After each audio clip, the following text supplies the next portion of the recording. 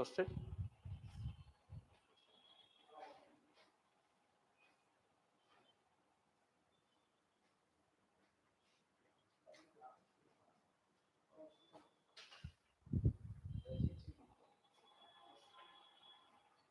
Okay. Right. So very good morning, all of you. So warm welcome after a bit gap for this current affairs session. So this week, again, a lot of discussion on the old issues, I can say. Okay, though the issues has very much relevance, most of it we discussed in our previous classes itself, the questions. But still, so for sake of no initiators, we'll go ahead, or the freshers, right? We'll go ahead in detail. And one of the crucial thing is, again,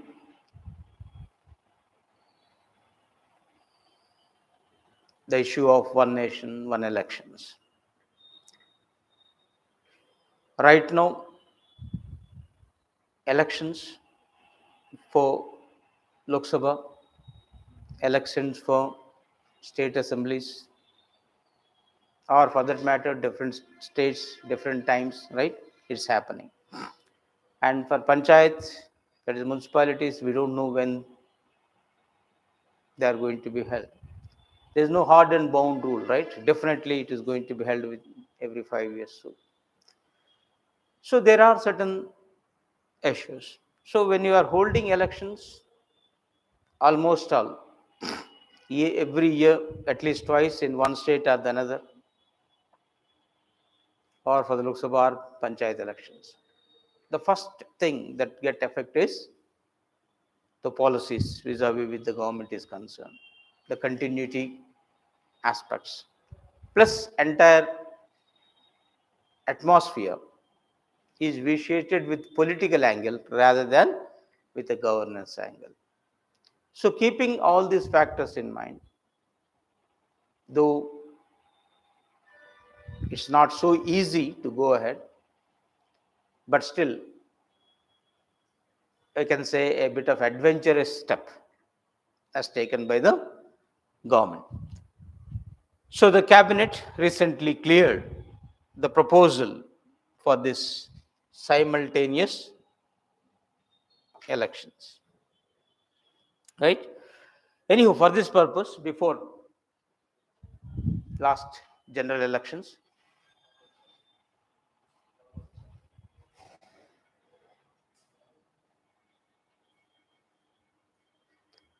so last general elections, just a minute.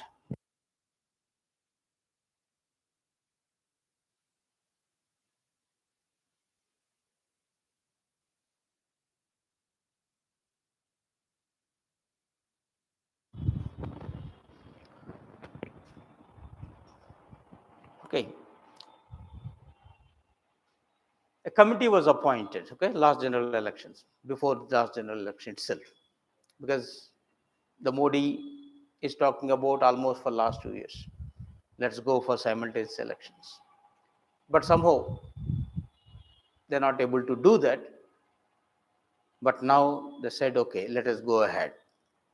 So a committee is appointed headed by the former president, who? Ramnath Kovind. And in the month of March of this year, they submitted the report also, right? So in tune with this, they're going ahead. So the elections, for what? Simultaneous elections. If you make it very clear, it's for Lok Sabha. One. Is it also for Rajya Sabha? Yeah, please. Morning. Please sit.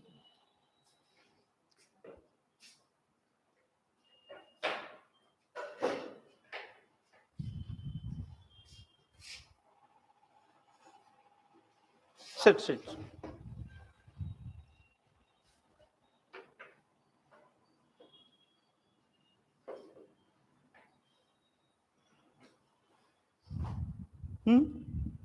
Simultaneous elections, is it for only here?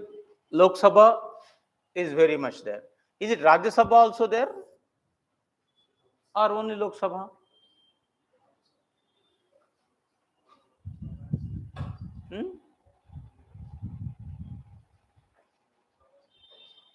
Think.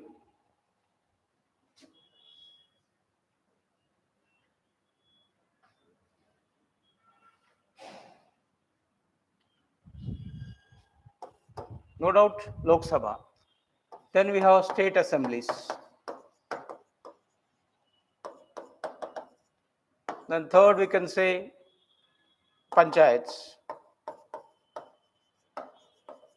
And four municipalities. So right now the simultaneous election is for it. So my question is, what about Rajya Sabha? What about legislative council, if at all that state is having it? Do we, I mean, these two also part of it? A simple question had to be done. Lok Sabha, the members of Lok Sabha are elected by whom? By the citizens of India who are above the age of 18 without any discrimination. We call this, right, universal adult franchise mode. We have it up. So Lok Sabha is by the finally the people elects. Rajya Sabha. Rajya Sabha members are not directly elected. They are elected by the MLAs of the concerned state. This is an indirect election, not the direct election. So as it is indirect, it has nothing to do with this. Okay. Similarly, legislative council, first thing is every state is not having legislative council. Right? Second thing is, like Rajya Sabha, they also, most of them we can say indirectly elected, but different criteria. Right? If at all direct election, you will find, right, graduates elect them. Not all, right? Graduate constituencies. Some are elected by the MLAs also, or elected representatives, panchayats and everything. Some are nominated. All different criteria is there vis-a-vis legislative council is concerned. So nothing to do with this. There is no question of making them part and parcel of the simultaneous elections. There's a point which you have to keep in mind. So simultaneous elections is only for Lok Sabha, not for, Rajya Sabha is not involved. It's only state assembly, that is related to MLA, member of legislative assembly. Nothing to do with MLC, members of legislative council. That point you have to keep in mind. Then you have directly elected is the sarpanches, mandal, jildits. We call this as the panchayats, rural, local self-government. Then urban, you have the municipalities, corporations.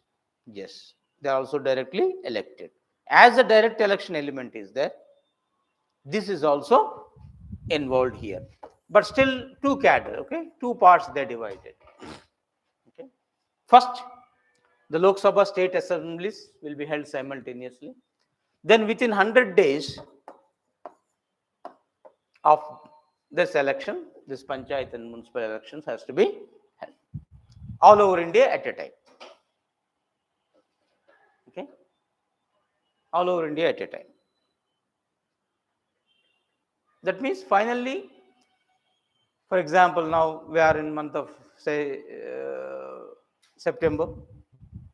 If the elections were held in September, October, November, December, 3 months will be there. By end of December, it will be over. Or if the election were held in January, then within March, April, panchayat election will be held. There end the matter. So political atmosphere is prevailing maximum of 6 months. Before 3 months, if you take it after that. So you have the 4.5 years solidly you can focus on governance. So you can avoid the frequent elections. Then unnecessary expenditure, right? You have to spend a crores on this. That can be addressed coolly. And instead, that amount can be spent for the betterment of the people, the better infra development especially. Or you may focus on education and health, more focus. Like this, it's all the priorities changes once you have the money at your. Because this election exercise, though is very crucial, the very what we call the heart of democracy, but at what cost? Okay, so that can be minimized, and it's not a new thing for India. I mean, maybe the thing is even in the beginning, when 1950s arises, almost all that is the scenario. Okay, state assemblies, parliaments, elections used to be held simultaneously. But it so happened, but different reasons in the course of time, it's all changed. Why? Except one or two occasions, Lok Sabha was not dissolved early. Okay, 5 years, 5 years, 5 years. Rarely you will find dissolution of Lok Sabha. What is dissolution means? Meaning of dissolution? Dissolved. Lok Sabha dissolved, assembly dissolved. That means very life of the house come to an end. Assume it's a 5 years life. You are dissolving within 3 years. You have another 2 years, right? But the moment you dissolved, next step is elections. You have to go for elections. Like previously, KCR government, within 4 years only, they gone for elections. Okay, still 1 year is there at that time. But second time, of course, 5 years it will be. There, the problem is coming. Right? So Telangana, Andhra used to have elections same year in the beginning. But later, because of 1 year forward, it became different. So Telangana first, Andhra later. So why all this nuisance nonsense? That's all the question mark. Isn't it? America, if you take it, now about to be, the elections are going to be held in America. 4 years, that's it. Every 4 years, that to a leap year, elections will be held. There end the matter. Okay. And for Senate, every 6 years. And for that is Senate is the upper house, like our Rajya Sabha there. And like Lok Sabha, what is in America? House of Representatives. Okay, like ours is the Lok Sabha we call, or House of People. That is House of Representatives. It's for 2 years. 2 years only for that. That's it. There is no more elections in between. No concept of dissolution earlier. Even if the president or husband resigns, somebody will take care. Okay? If the president resigns, vice president. If not, there is a system, right? Like we have the chief justices, and that system will continue. No question of elections. And that is happening in most of the countries also. So why can't it in India? So, though in the beginning there are a few challenges, no doubt, but we have to adhere to. So one of the reason, the main reason for different phases of elections, Lok Sabha is different, states system, one state to another, is this concept of dissolution. And that has to be addressed very much now. That means there are few constitutional challenges. How you have to go ahead, isn't it? So what are the things that need to be done? You have to amend the constitution. Without you amending, you can't do this one. Okay. So first of all, the constitutional amendment has to be done because number of changes. For example, Article 83 provides a duration of Lok Sabha, isn't it? It says a 5 years term, unless dissolved earlier. Now, if you dissolved earlier, it's out of question, right? So, first of all, you need to address this dissolution. No question of dissolving, isn't it?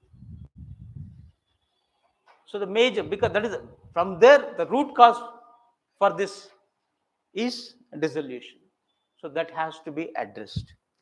Same thing, Article 172 is in case of the state legislative assemblies. The term of also 5 years, right? So this dissolution has to be addressed. Okay. The major change you have to make in this law. Then only it is possible. Okay.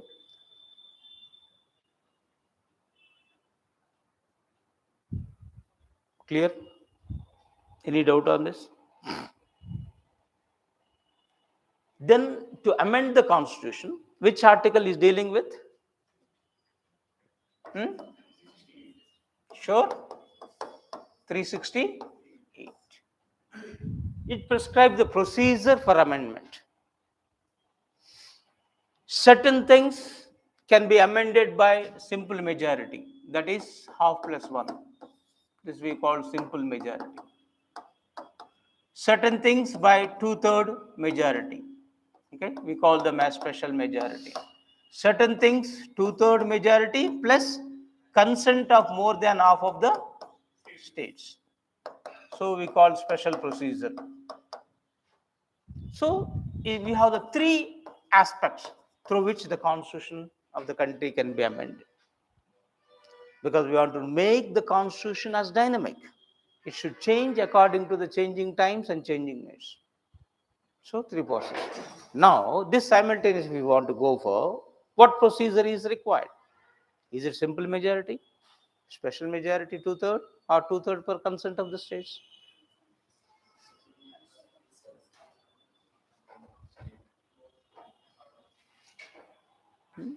Third one.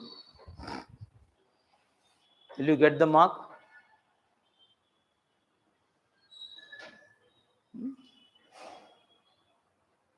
It's for example Lok Sabha.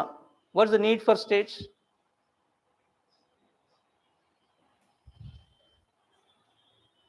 Isn't it? So, no doubt, 2/3 majority in both houses of parliament, right? Though it is concerned elections to the Lok Sabha, not to the Rajya Sabha. But parliament means Lok Sabha as well as. So you need to require the consent of both houses, that to 2/3 majority in both houses of parliament.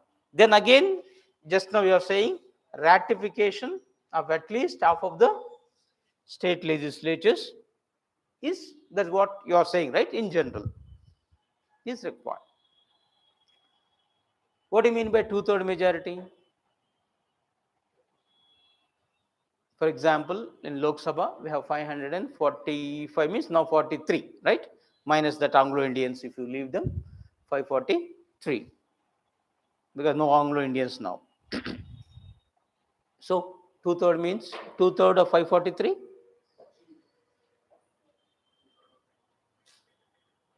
Civils, no? 2 years back it came in the prelims. 2/3 means what? Is it 2/3 of 543? Present and whoever present and voting, out of the present and voting, 2/3. For example, 100 members present. So 2/3 of 100? Out of 543, only 100 present. Can you say 2/3 of 100? Or 200 present? Or 300 present? Out of the 200, 2/3? Yeah, first condition is 2/3 members should present. Out of 543, minimum 2/3 should present. Then out of the present, which are more than 2/3, then the 2/3 will be taken. Okay, that's already appeared in our examination. You have to be very careful on this. Okay, in the groups as well. This question is there. But here, two constitutional amendment we have to initiate, not one. Certain things don't require ratification of the states. Certain things require the ratification. You can guess it is also, if you go on strictly. So when this high-level committee, headed by whom? Ramnath Kovind, right, suggested the clear steps. When you are holding this Lok Sabha as well as assembly elections at a time, no ratification of state is required. Okay? If you are confined to only these two, Parliament can go ahead with the two. But once you are synchronizing with the local elections, that is your panchayat and municipality, that too the stipulated within 100 days of the general elections, it requires the ratification. And I'm sure that for exam point of view is very, very important, both for your civils groups and all the things. And Ramnath Kovind himself is an advocate, right? The legal background, and addressed this very clearly on this.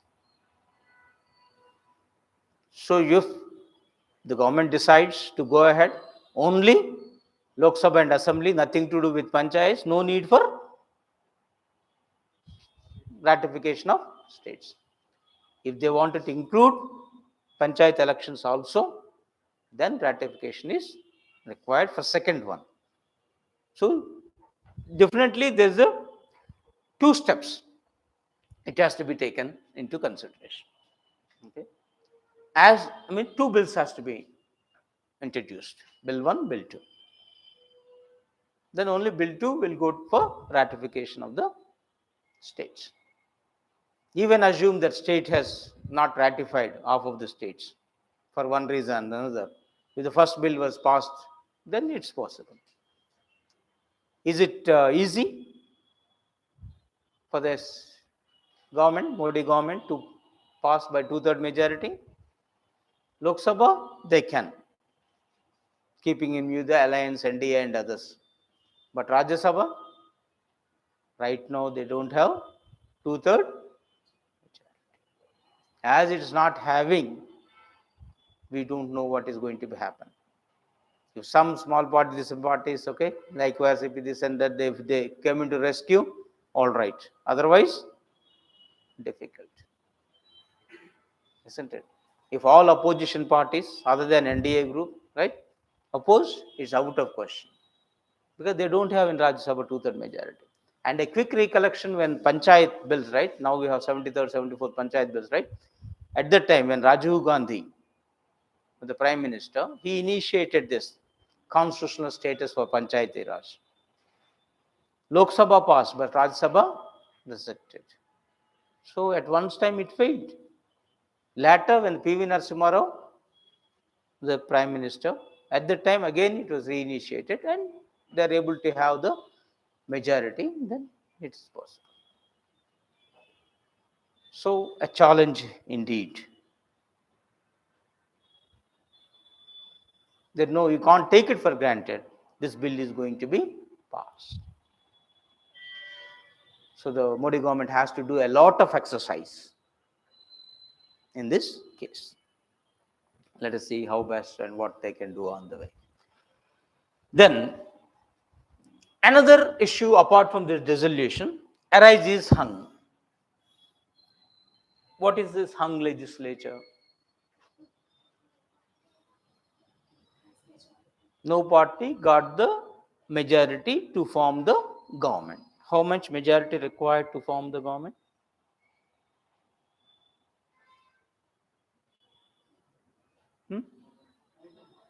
Simple majority. That is half plus 1. If 100 is there, 51 is sufficient. But still, no party got the majority, then what is the scenario? There may be coalition, two or more parties come together, or a minority government. One party form the government with the help of other parties, but those parties will not join in the ministry, only outside support, or a national government. All parties come together, be part and parcel of the ministry. Assume those three not happen. What to do? Right? Especially states, it may be possible. Then what to do then? President's rule. How long you will impose presidents to continue? Right now the provision is 6 months. Right? Maximum of 6 months, election should be held. It can be extended. How long? 3 years. If it is beyond 3 years, again constitutional amendment is required. Right now provision. So now you have to address that. Okay? In case of hung, what is going to do? Isn't it? Then another issue is of no confidence motion.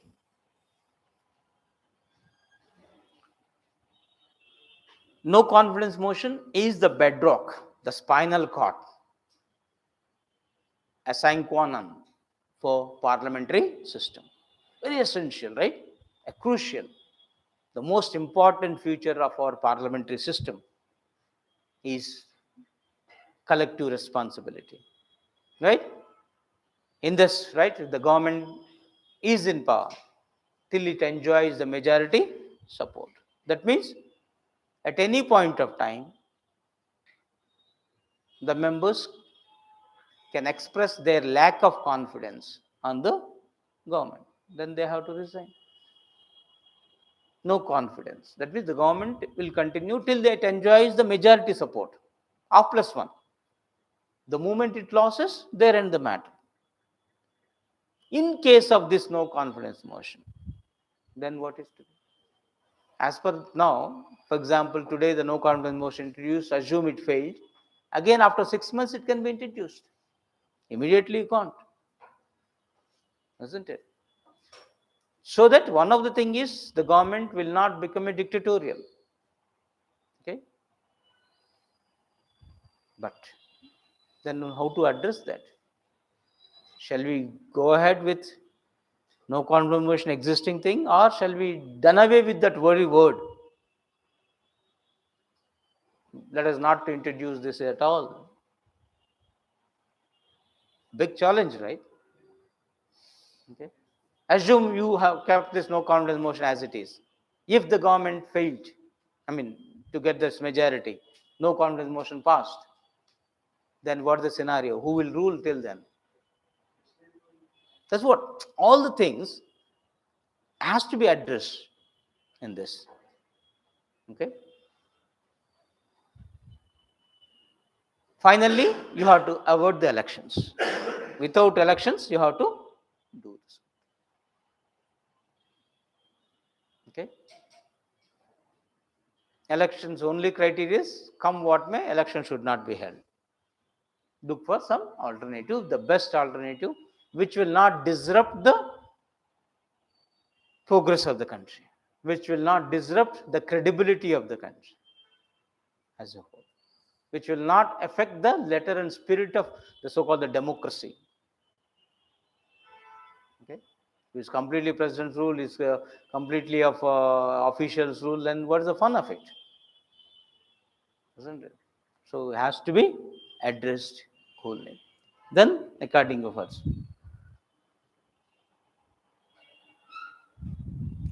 Then another issue is the common electoral rolls. Right now, for Parliament, that is Lok Sabha and Assembly, we have the common electoral rolls because that elections will be taken care by Central Election Commission, that is Election Commission of India. Whereas Panchayat municipalities elections are taken care by State Election Commission. They have nothing to do. So it have its own electoral, and that has the things. Then what to do? Fortunately, only one thing is that eligibility to be a voter is 18 years. That is there as it is, but for there and here. Okay. So because of that, we don't have any problem. Though contesting age is different. isn't it? For MLA or Lok Sabha part MP, okay, Lok Sabha, it's required is 25 minimum. But whereas for panchayats, 21 sufficient. That contesting age is different, but eligibility as a voter is the same. But right now, as the two different bodies are taking care, okay, you can't say that is a common, okay, possibility of alterations. And I come to know, right, in the newspapers and everything, or if the thing is concerned, your name is there in the MLA elections, but your name is not there in the panchayat election, and vice versa. Sometimes it happens. Panchayat election is not there, and assembly election is not there. So issues are here and there happening. Now even you can address that issue. Common electoral roll. That means now only single body will maintain. And one aspect is very clear, whether it is Election Commission of India or State Election Commission, below them work is the district level, collector will assist both the things, and below the returning officer. So from district level, it's the same machinery. So we don't have that much of problem. But what role you will create for the State Election Commission now? Now State Election Commission being the constitutional body, authorized to conduct election for panchayat and local body. Now the election, now simultaneous elections are happening, right? But anyhow, one point you have to keep in mind, there's a gap of around 100 days, less than, okay, minimum of 100 or maximum of 100. Minimum or maximum? Maximum of 100. So within 100 days election has to be held. So at that time they will take care. State Assembly will take care, no issue. State Election Commission. But again, certain things has to be addressed and has to be changed. So all these things right now in the bills and the issues which have to be taken care. Then another challenge to potential barrier, it has an impact on the so-called the federal structure. That's what the issue is this. Keeping that in mind, opposition parties, especially as said, is they're saying that compromising representation of regional interests, because most of thing is now the regional parties. If it is entire India is one, so the dominance of the national parties will be more rather than the regional parties. The very role is at stake. Regional parties always focus on local interests, regional part, nothing to do with the national, but it is not the case with this. So when India is in federal in structure, but of course we call unitary in spirit, keeping that in mind, this one nation, one election campaign is not against, because finally you want to do something good. But at the same time, the states has no freedom to have their own way. That means you are taking away even whatever the minimum you have given so far, moving towards more of a unitary. Even structurally now you are moving towards. Okay? So that has to be just. Then electoral cycle disruptions. When the federal system get affected, no doubt there's a reduction of powers of the states is concerned. Right now, whatever be, right? State election different, sometimes happening. Regional panchayats different reasons you are not holding immediately. You are holding at your convenient, at your will. Everything get now disrupted. I mean, present structure will be disturbed. So for few years, it's all some sort of an anarchy. Okay, we don't know what is happening. We don't know how to address certain issues. Local leaders become helpless, isn't it? If something gone wrong. Okay, all the issues will be there.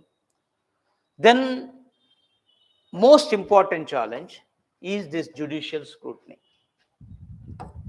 Every law passed by the parliament is subject to judicial review. What is judicial review? Review by judiciary, whether it is constitutional or not constitutional. If it is constitutional, no problem. If it is in tune with the letter and spirit, no problem. If not, it may be stricken off by the okay. If that be the case, what to do? Isn't it? Last, for example, Banjak National Judicial related is concerned, authority. It is striken off. Nothing can be done. So, that to be very careful in drafting the final bill, isn't it?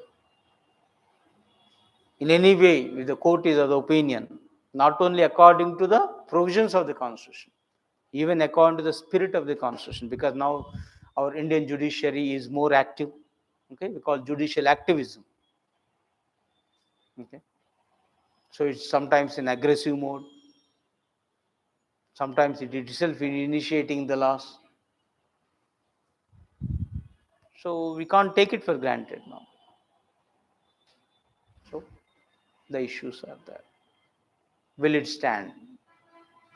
Of course, we can't say that court automatically strike it out, but that is a challenge. So while making the final things, if these issues get addressed, it will be possible. Okay, so that's all the things which you have to keep in mind regarding the one nation, one elections issues. Any doubt? So student, go through your notes. Any doubt, any clarification anywhere? Are not written. Both from prelims, mains point of view is important. Both for your civils groups. Very crucial. I hope I address the very points, everything.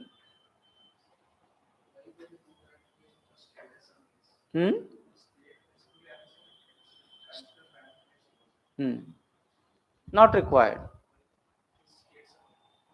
States involved, but they can do. For example, Parliament has the power to create a new state, divide the existing state, renaming the states, everything.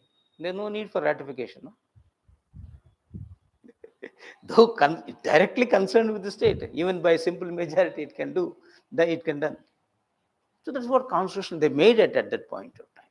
So any change that was done, Parliament alone can do it. States has no role. Okay, one of the criticism that is going again once you affected the states and it is concerned. Constitution Article 368 clearly mentioned what are the provisions that required the ratification of the states.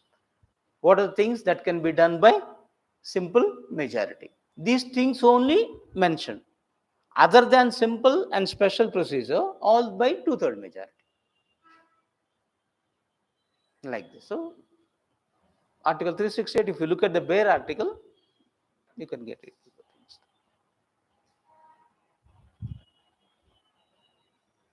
But whereas once the panchayat municipalities is concerned with the state right now. So you are undoing the state power. So the state's consent is required. Even at that time when the constitutional status you have given to Panchayat Raj by the 73rd, 74th constitutional amendments, ratification was done. Okay, state was given the consent. Good. Any other? How does it actually affect? Oh, let me check is online anything questions here, nothing. How does it actually affect the federalism? No, when the federalism, when you say, right, there's a division of power, central government and state government. States are autonomous in their sphere. center is autonomous in its sphere. State should not interfere into center, center should not interfere into. That is the federal structure. Right now existing is state assembly can be dissolved by the governor on the recommendations of CM. So it means state has the power. Assume one aspect. No confidence motion can be done in a way. Now, what you are doing it, you are not giving any scope to these instruments. No power to the existing CM to go for elections. Existing state, right? They don't have any say. That dissolved. So that is one of the issue. Second issue is that when is local, now the regional parties are coming up and everything issues is concerned. State interest got the top priority. It doesn't mean that it is in clash with the national interest. The constitution is there which is providing the balancing part. So you have the say, but now you are taking away that say, isn't it? But one thing is certain, in the beginning only we can say this is. If you go back, that's what is known, in 1951 to 1966, almost all simultaneous elections were held for both the things. Now that you are doing on your own way, so it become anarchy now. So central government is of the view that we are making now a proper structure from anarchical to, we are undoing this anarchical. So it will not affect the federal structure in any way, because we don't want to change any powers, any other powers other than these issues. That's what arguments continues. Only they are saying spirit of the federalism. When they use the word spirit, means the decision making for the states in certain areas are taken away. Any other?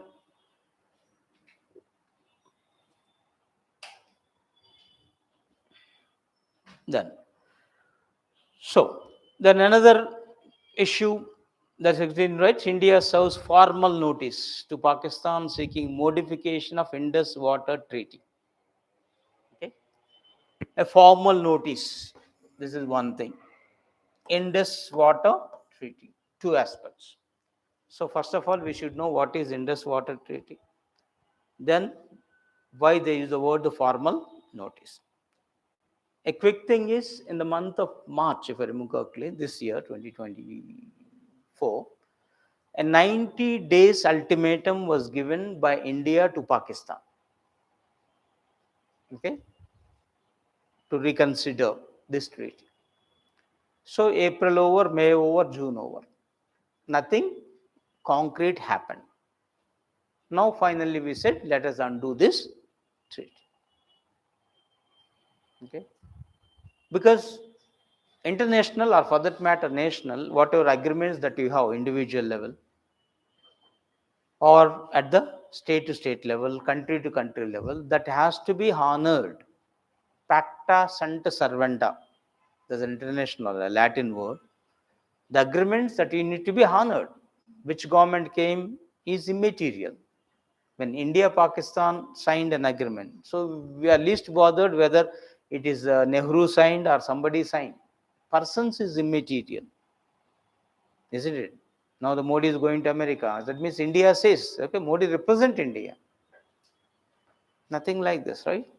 So the name of the country will be this. The reason why those has to be honored. And every agreement will have a clause of putting an end to that issue.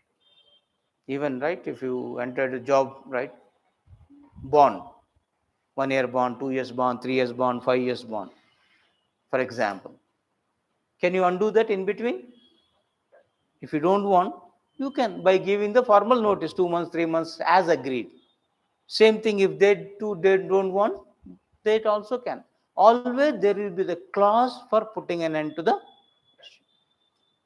Otherwise, it won't be just. isn't it? So here also, when Indus Water Treaty happened, there's a clause also there. But number of conditions will be there. You can't just do like this. So a quick recollection of this. So Indus Water Treaty is between India and Pakistan regarding what? Sharing of waters on the Indus basin. Okay, that's what simple point you have to keep in mind. As India is an upper riparian, it goes down. The Pakistan is a lower end. So the water will go from India to Pakistan. Like no, we have the state to state Godavari, Krishna, different states we have it up. The same is the country to country, like Brahmaputra, China to India, right? It will be there. So the cooperation and coordination, the upper and lower riparian regions is essential, isn't it? And especially if you stop the water, the low end people will suffer, isn't it? Similarly, you also suffer it up by overflowing. How to stop it is a bigger question mark. So keeping all this in mind, because it's all win-win situation, every nation or every state, every region for that matter, when it's an upper, lower, they will have some understanding in one form or the another. Otherwise, that issue goes on. For example, Tista water issue, that is between India and Bangladesh, still in pipeline. Fine, it is not finalized. Whereas Farakka issue was finalized. Brahmaputra coming from China to India, right? And Bangladesh, 3 are there. But we don't have any international treaty. Okay, rarely you will find country to country, though there's agreements are there, MOUs are there, memorandum of understandings, but may not have the formal treaties. But India and Pakistan they have. Okay, because once upon a time it's the British ruled, so one way is going on. So once the country get divided in 48, and anyhow the water survival is very crucial, and with the mediation of World Bank, the agreement was done. So mediated by the World Bank. So who are the persons signed an agreement? In which year? This is when you look at, right, Indus Basin, India what is concerned. Right now, this is the line of control, right? This much is only part of India, right? The part is concerned. Then all these rivers, Indus, Jhelum, okay, Chenab, Ravi, Bia, Satluj, all this will be come under Indus River Basin. Okay. So there's an agreement on this issue. So here this signed by the Indian Prime Minister Jawaharlal Nehru and then Pakistani President Ayub Khan. The President of Pakistan is in which year?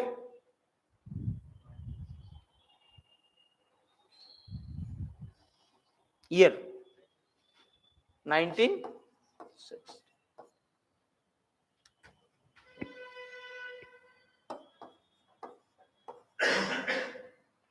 Okay.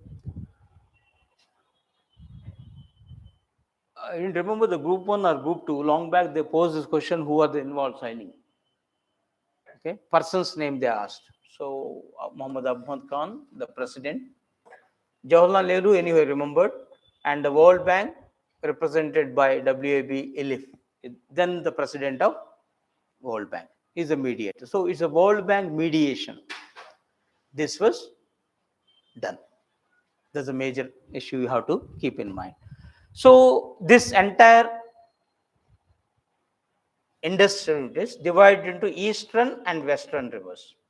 Eastern to India, western to India. That is the part is concerned, right? So Indus, Chenab, Jhelum, 3 will come it up. Okay, ICJ, if you remember, International Court of Justice, we call no Sydney. These consider the western rivers, assigned to Pakistan. Eastern Ravi Bia Satluj, RBS, you may call, or if you name it now the BRS, though it's not an order, right? Anything, if it, okay, we have to remember it is though it's not the part is concerned, then that was assigned to India.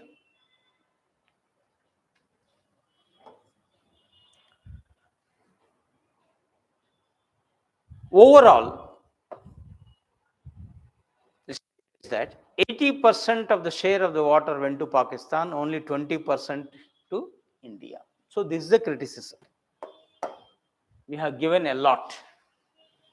Okay, Nehru is so generous to Pakistan at that point of time. So equal, the principle of equality, equity is not there. So let us review. So at that time itself there is a criticism, and from that onwards regularly is happening. That too, when Pakistan, come what may, wants Kashmir and is aiding and abetting terrorists there, and every time we are talking about, once it is creating havoc in India, taking the lives of Indian people, how this blood and water go together. Okay, let us put an end to this treaty. So like this, that issues are happening from long time. But at the same time, though it is going, one aspect you have to keep in mind is, for agricultural purposes, we can make use of this water, or we can't make use.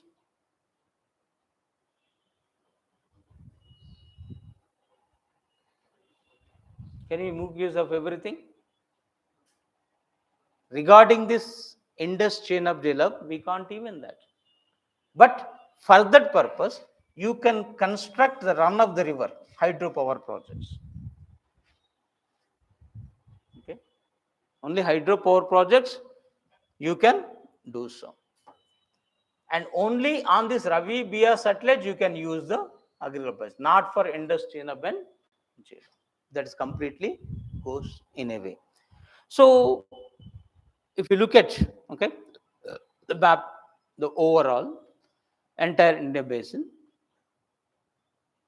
here the point, all coming and joining at one point, right? And this chain up, if you look at how this part is concerned, going to Pakistan on the top, this western rivers part is. So what we have done is, because run of the river projects, here Kishan Ganga here constructed. Here Rattle Dam we have done it. And there is an objection from the Pakistan. Even they have gone, because as per the treaty, if any disputes arises, that will be referred to arbitration.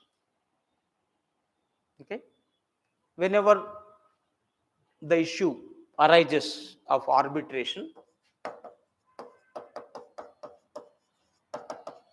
means you have the permanent court of arbitration is there. India will choose one judge, Pakistan will choose another judge, then one will be the neutral country. Then they will look into and deliver the judgment. For example, on Kishan Ganga, we got a favor. The judgment is in favor of India. Still, if you don't have the confidence on this, you may go for a neutral committee. That World Bank is a mediator. They will go ahead and appoint a committee and do this one. So you have the system of settlement of disputes. But how long it is? So regularly, for whatever India does doing, on the top of it, every time all the time objection, objection, objection, point of order, right? Like this.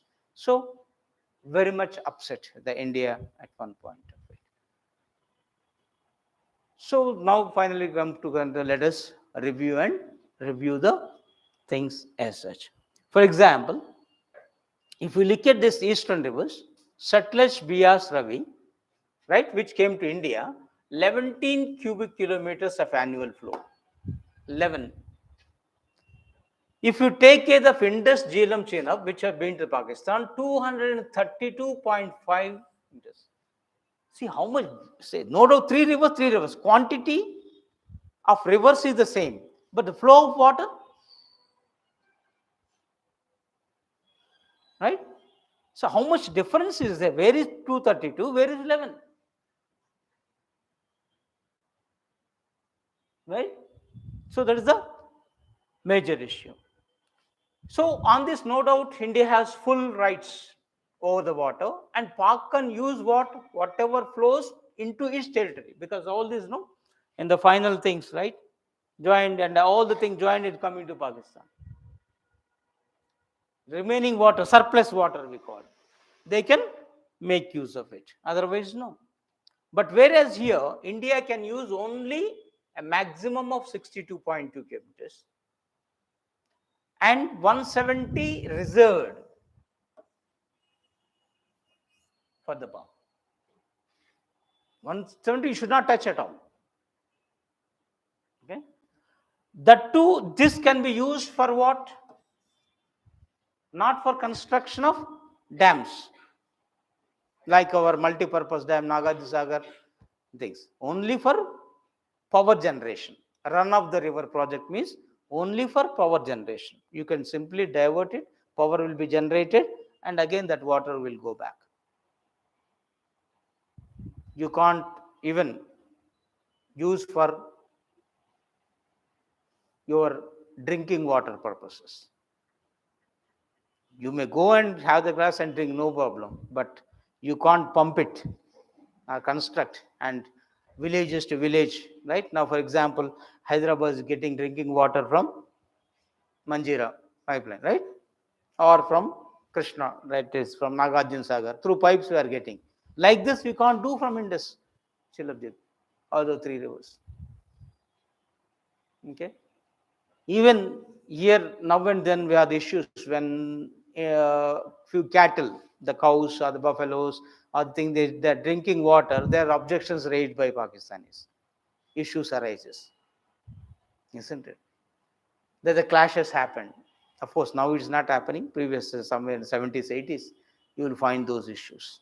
Especially 70s, no, when 71, Bangladesh get divided from Pakistan. And they're very much ferocious against India. It's because of India, Pakistan get divided. If India is not coming to rescue of this, definitely they would have upper hand. So from that onward, that animosity increased a lot compared to previously. The reason why India and Pakistan finally became they are the fighting each other from the day one. Okay, so natural enemies we call rather than natural friends. Then if that be the case, how this sort of unbalanced treaty is completely in favor of one party against the disadvantage of another. So somehow the government came to rescue. We have to find out what exactly is going to do in the course of time. So right now we have the hydroelectric project, as a Kishan Ganga project on this Kishan Ganga river, the tributary of Jhelum. So this point you have to keep in mind for your geography also, right? Kishan Ganga, no doubt on the Indus River, but specifically on Jhelum. Jhelum is the tributary, sorry, the Kishan Ganga river. River name itself, then is a Jhelum, we call tributary of Jhelum. And Rattle is on Chenab. Okay. So this, of course, Pakistan is concerned. Then what is our reason apart from this bias more in favor? There's a change of certain things, and India is also objecting on this. So we are upset with this continuous objections of Pakistan on Kishan Ganga. This is what the Kishan Ganga project, how it looks like and where it is, the Rattle projects, okay, and how much power it will generate. Kishan Ganga hydroelectric project, only 330 megawatts of it, and beneficial to Jammu and Kashmir, Chandigarh, UP. These three states are the major beneficiaries. When it comes to the Rattle, is on the tune of 850 megawatts once fully operational. But up to 3,137 million nutrients it can generate. Right now 850, it can be increased. This is something now the recent one, we are making it more. So at least we have only finally two. We don't have more projectors also. Still, they are getting objected the issue. So the concern for India.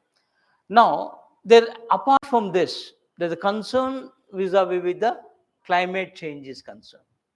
Okay, because when you are undoing the treaty, you have to give the reason. Okay, whatever reasons hitherto we talked about, we know it. Everybody knows this. Okay, these are irritants we call. And sharing this 80%, 20%, even at that time, Nehru also aware of it. Okay, he is aware of it. Then why you accepted? Then why you are saying no? That will be the question. You have to convince properly this issue. But one of the clause is that once you want to terminate the treaty, change of circumstances, okay, change of events, change of issues, then you can renegotiate the issue. So one of the things is this climatic change, which threatens the treaty's long-term viability, they said. That means when the planet is heating up, okay, the glaciers, what's happened is nourished in this water. That means from Himalayas, Karakoram, Hindu Kush, as well as the Western Tibet, they are melting now.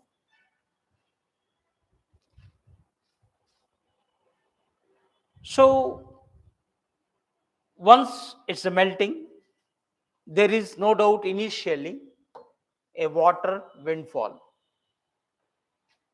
for India and Pakistan. But in the course of time, once it's a long term happen, then it's not that much rosy as the short term.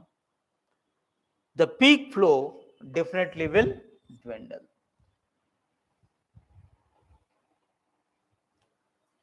Then now there's climate change happening. We don't know when the rains will come, when they don't come. When we have the summer season, when you have the winter season, when you have the rainy season, we don't know. Right? There's a seasonal changes is happening. If that be the case is concerned, in this extreme scenario, there's a possibility of flash floods and displacing the communities, prompting all migrations that lead. So let us address this issue. To address this, we need to renegotiate the treaty. If no renegotiation, let us put an end to the.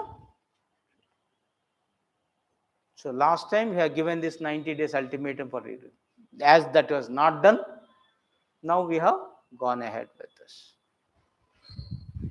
Okay. So we are going step by step.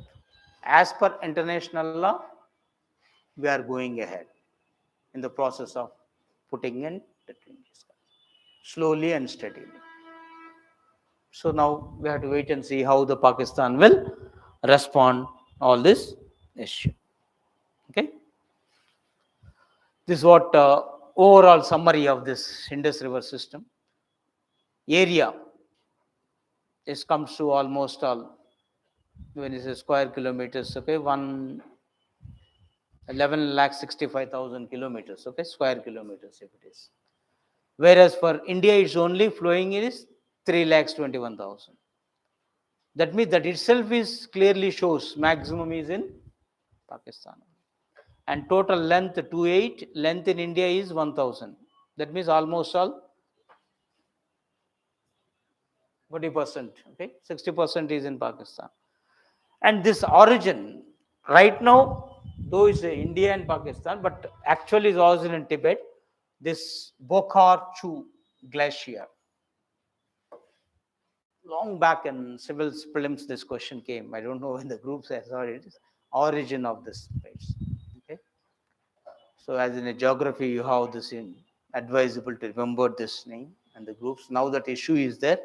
So this Indus River is not originate in India itself. Tibet. Now Tibet is under the control of China.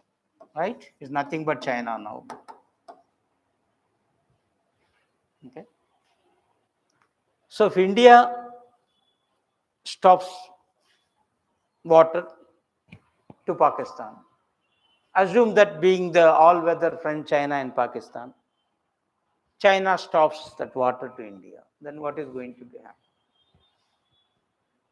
And China have the capability to do so by diverting that water to it. Right? General perception is that water flows down. Okay? But if you look at this Kaleshwaram project, for example, right? Our Kaleshwaram engineering marvels, water is going up. So you have the provision. And China, being technologically, Miriam, easily it can do so. Already there are rumors that it is constructing few tunnels and demolishing that with the help of nuclear explosions under the Himalayas. Okay? Regarding Brahmaputra, it is already doing. And regarding this also, they may do it. So they will take water to it first under the, like our now the caves, okay, cave roads and all the way, and take the water simply silently. They will simply say, our water we are taking. Okay, as simple as it is. So the repercussions has to be addressed. Okay, it's not so easy, right? If you take one part, another. Yes. For example, Russia-Ukraine war. Anything with to do with Germany? Nothing. But Germany is suffering. Other European nations are suffering. Why? That pipeline project, Nostrum project is there. Right? Russia stopped. There end the matter. So whoever upper, they'll have the advantage. So you can't it be. But as per, because India believes the Vasudhaiva Kutumba, India believes the peaceful coexistence. We honor international rules and regulations.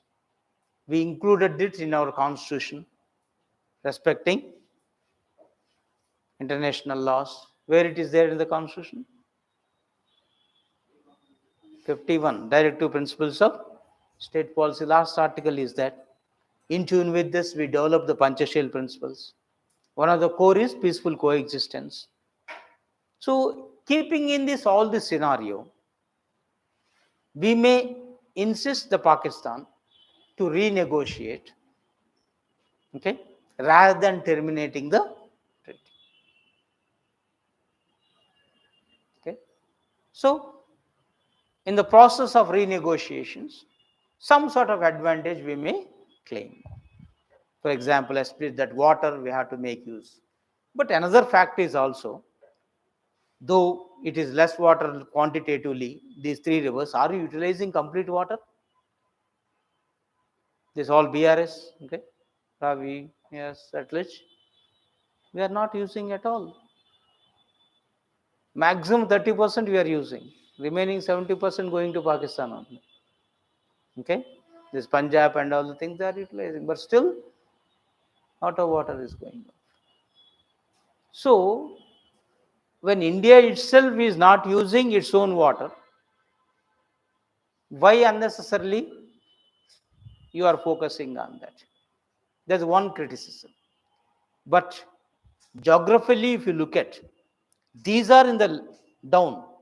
Those Indus, Chenab and Jhelum, they are up. If you use it, the Kashmir will get benefit, the upper Kashmir, right? Especially the Ladakh region. So to address the Ladakh and the Kashmir now, which is under Indian control, I can say more than 50% of it, you require the water from those, upper to lower. You can't make it another cholesterol down to there. Okay. So the renegotiation is required. If not 50-50, at least 60-40 ratio. If you are able to do, that's what the Tista water issue is on this. Even Bangladesh is not agreeing with this, right? You want more. So we have to address that issue. So renegotiations maybe take place. In the renegotiation, India wants some sort of change in its favor, though treaty may not be put an end. So let's see how it is going to be done. And similarly, this left bank tributaries, right bank for your geography things you need to be, and all the rivers flow to Arabian Sea. Okay. Sometimes you have the questions in India. What are the rivers been to? Narmada, Tapati. Generally, we are always talked about only these two, but not about those upper rivers. Even in some textbooks, they will not contain these words at all. Okay, so you have to be careful on this. So flowing from India to the Pakistan too, whereas Narmada, Tapati directly to India to Arabian Sea, no doubt. But finally, those rivers also bit Arabian Sea, the western flow rivers. Okay, so that sensitive point also you should keep in mind. So any doubt on this?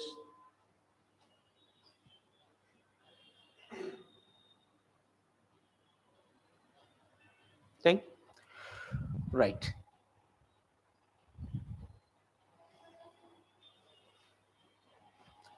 Then of course one more talked about regarding the Bangladesh. So Prime Minister is still in India. Then they talked about this extradition. So quick recollection, because last we talked about this. What is extradition?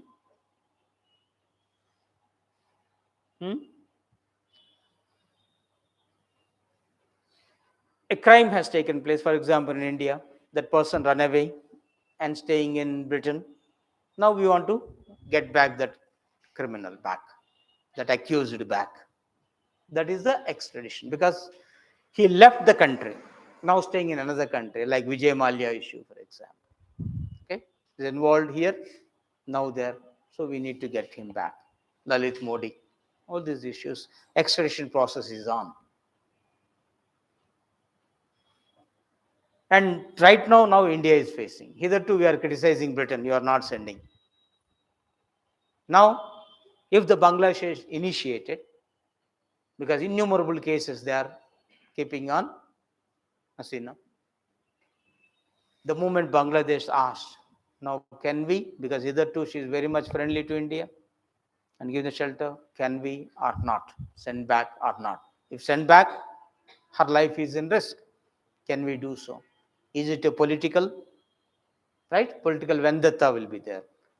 So, as per the treaty norms is concerned, because 1960s we have this extradition treaties, more than 50 countries we have India entered into extradition. Okay. Then how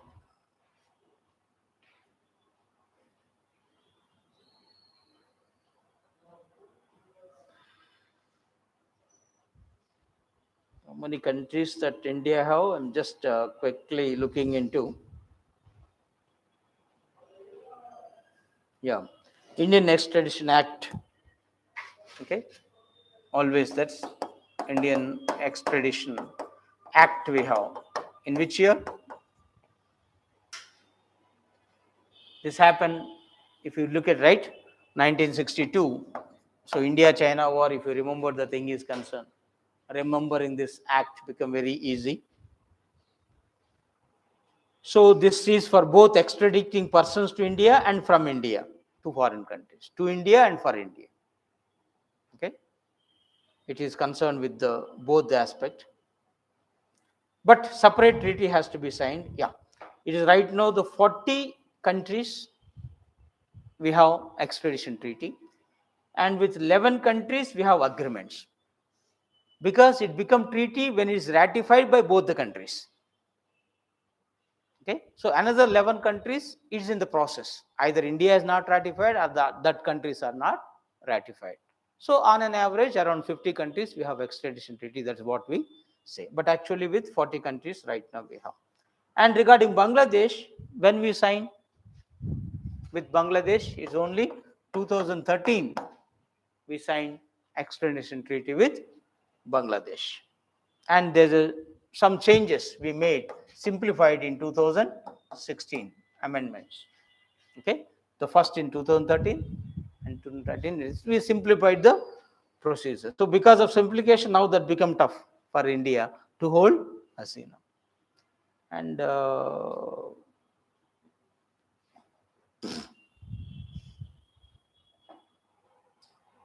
last year or before last year, Bangladesh extradited two persons accused regarding Ulfa terrorist related to India back. And another 3 years back, India also sent 3 or 4 persons to Bangladesh who are the committed crime. So this right now is going on. But as is the political, right now this issue, always no treaty is absolute.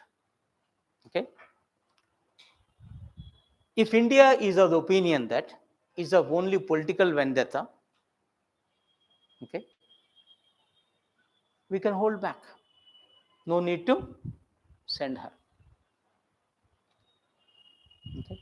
Her life and thing is not threatened. Because as per law, we have to. Because it should be the crime in India as well as in Bangladesh. So whatever be the cases is filed against Hasina, they are the crimes in both India and as well Bangladesh. Minimum sentence should be 1 year or more. And for her is a life issue. So those conditions fulfilled. Only on these political reasons we can hold. But that's always risky. Okay. So whether India will take that much of risk in future or not is question mark. We have to wait and see that. Okay. Then one more thing, the UN voted unanimously to impose sanctions on Israel and orders end to occupation. That is the Gaza thing is concerned. So here, when UN voted, who voted? Whenever in general terms, when the UN, it is UN General Assembly. Now the General Assembly sessions are going on, right? They are voted. Previously in Security Council, it was vetoed. US vetoed in Security Council. Actually, Security Council is the main, right? If both Security Council and General Assembly pass, no problem. It can be. But once Security Council vetoed, there end the matter. Veto is only in Security Council, not in General Assembly. So General Assembly resolution to be implemented, again that has to come to Security Council. Security Council again has to say yes. Again, if the US vetoed, there end the matter. That's how issue is going on. Of course, in the rarest of the rare cases, General Assembly can raise to the occasion and do that, but that required a different procedure. Any other point, just keep in mind. Then Russia also to build nuclear power plant on the moon. So nuclear plants are right now in India. There itself is a problem. Let us go for non-nuclear, nuclear-free world. Now Russia is planning in on the moon itself, and India and China are ready to support. Okay, so we had to wait and see how the twists and turns going to take place. Anyhow, we are going ahead very much with nuclear, and recently our second nuclear submarine, indigenously built, has taken. That is Arihant. First one is Arihant. Arihant is first our indigenous, and Arigat is our second. Now that is the thing. One more third is about to be, right? That was not named so far, but technically it's called S4.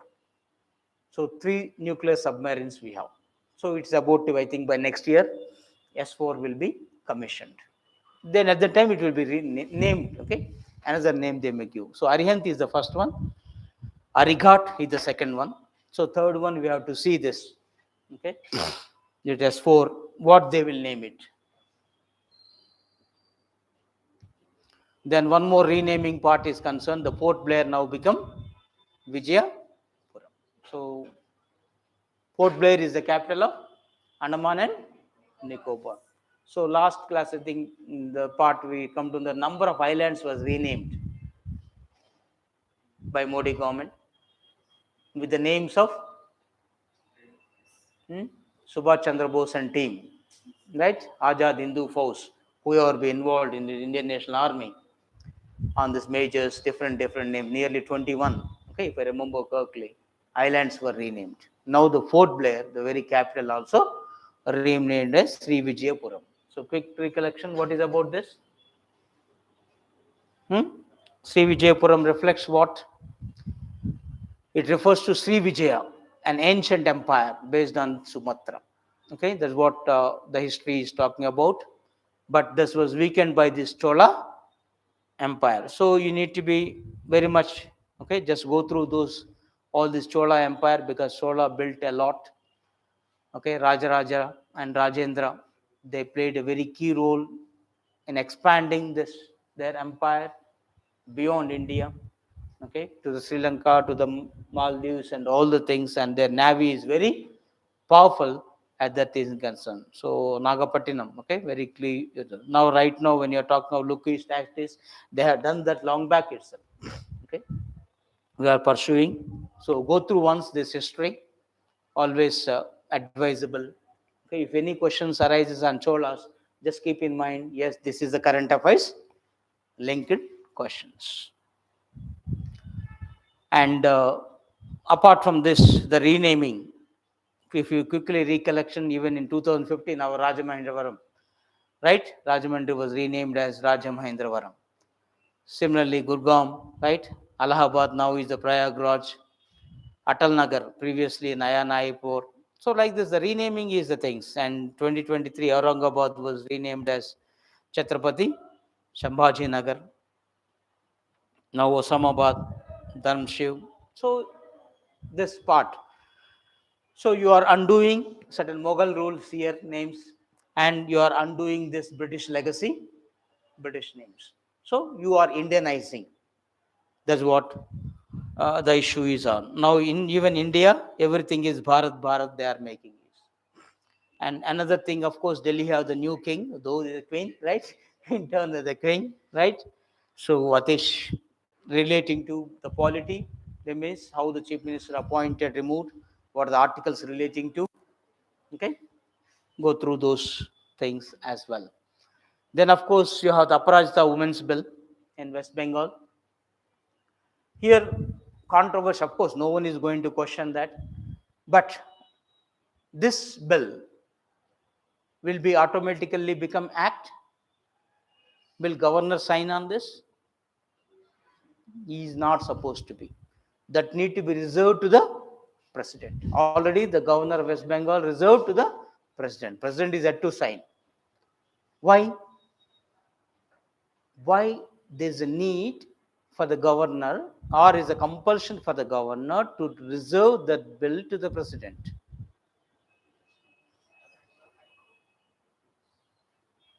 It is goes against the central laws. Which laws is going against? Very our new IPC. What is the new IPC name? Bharatiya Nyaya Sanhita, BNS. Right? There the punishment is for life. Here the punishment for death. You are changing the complete nature. As it is different. Of course, if you're going for the fast track court, there 2 months, here 21 days, okay, that can be understood. But once you are altering that required the thing is concerned. And similar bill was passed by then Jagan Mohan Reddy government of Andhra Pradesh. What is that? It is Andhra Nirbhaya bill, something they call, no? What is that name? Hmm? Hmm? What is that name of the bill? Huh? Andhra Nirbhaya only or some other? Hmm?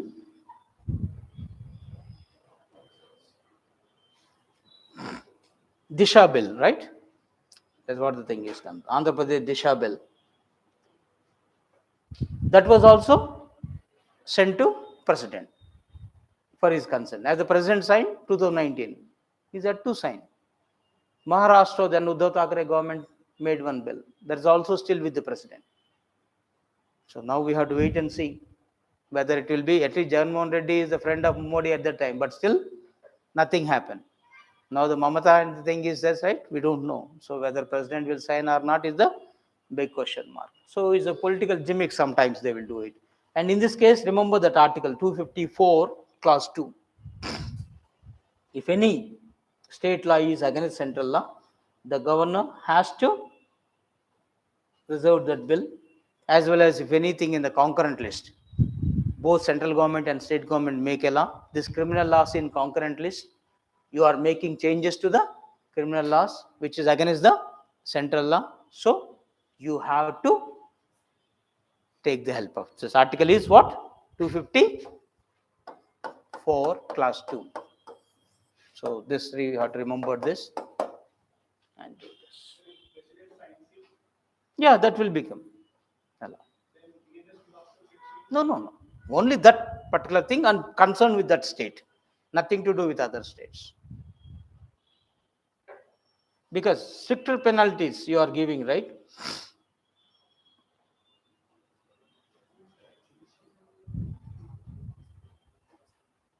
So BNS punishment for gang rape is 20 years years imprisonment. May extend it to life imprisonment.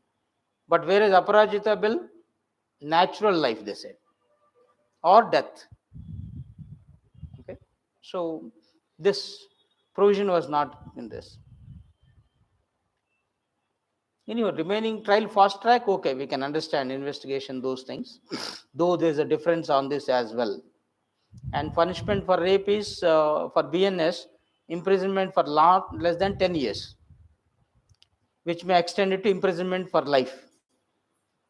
But Aparajita, it is natural life and death. So entire thing is different. So there is a difference between the rape and the gang rape. Here there is no differentiation was made. As the provisions are different, and that is in the concurrent list, that itself goes against the law, so it has to send to it.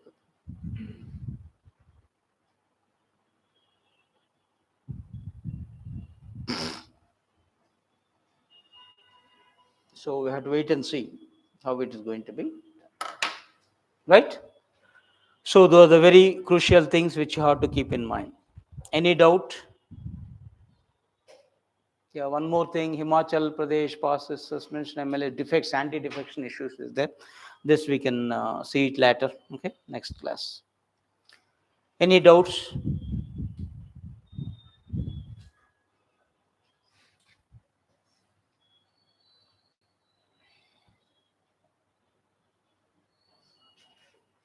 Okay, right. Thank you very much. We'll see you next week.